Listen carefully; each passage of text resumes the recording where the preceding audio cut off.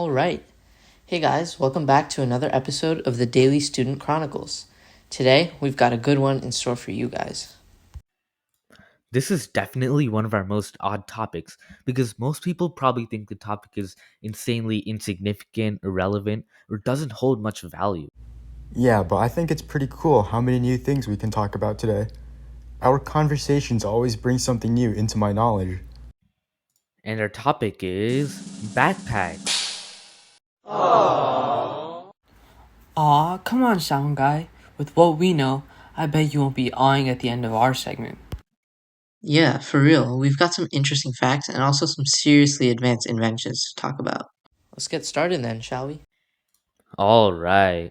So, the first part we wanted to discuss was the cool things about backpacks and the new types of backpacks that are currently out.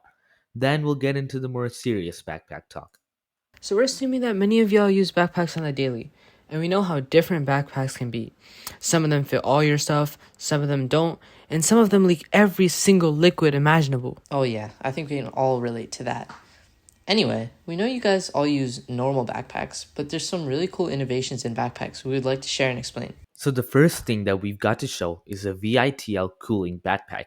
This backpack's unlike any other that we've seen, and I think that speaks for all four of us here on the Daily Student Chronicles. Yep, for sure. This innovative backpack solves a real but undiscussed problem: back sweat.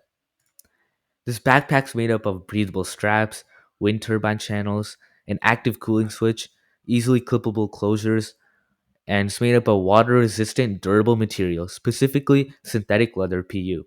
And the backpack also includes side pockets.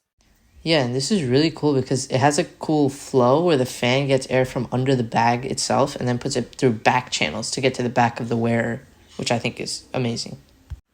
Yeah, now that I'm thinking about it, this could really help with things like back knee that can result from back sweat and other health conditions. That's insane. I can't wait till that becomes mainstream in the backpack and school world. I would definitely buy this cooling backpack since personally, my back sweats a lot. No matter the temperature, whether it's hot or cold, if I do even a little bit of exercise or some sort of physical activity or sport, my back sweats a lot. So I would say it's a pretty reasonable purchase, especially for me.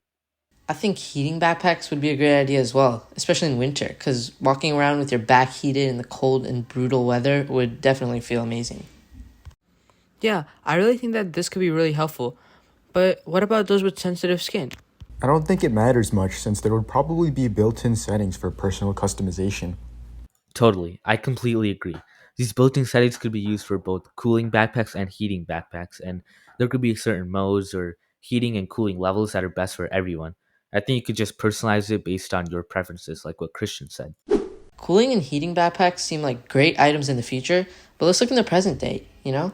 With the unfortunate influx of school shootings recently, backpacks have definitely been a topic of discussion.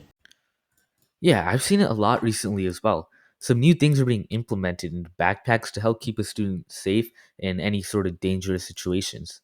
This is a really prevalent issue right now, and I saw one way that they were being used was to scan kids before they come into school buildings. Using clear backpacks, security at schools know that each student is not bringing potentially dangerous objects into the school building. Yeah, in a way, it is good to make sure that school shootings are prevented. But on the other hand, it's kind of sad to see how something so simple like a backpack has turned into a point of concern for the safety of students and faculty. And although this clear backpack solution might work for school violence, I think it could also violate the privacy of children. Yeah, I agree. On the other hand, I also saw that many families started to buy bulletproof backpacks for their children. Yup, I've seen those too. But they're really expensive, ranging from $200 to $400 per bag.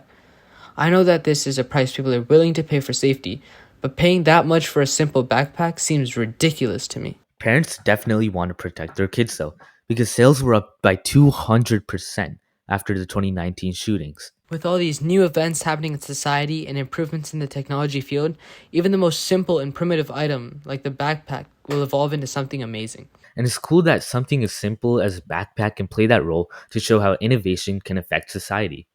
Well, guys, I think that's all the time we've got for here. Hope you guys learned something new, and as always, catch us on a new episode next week.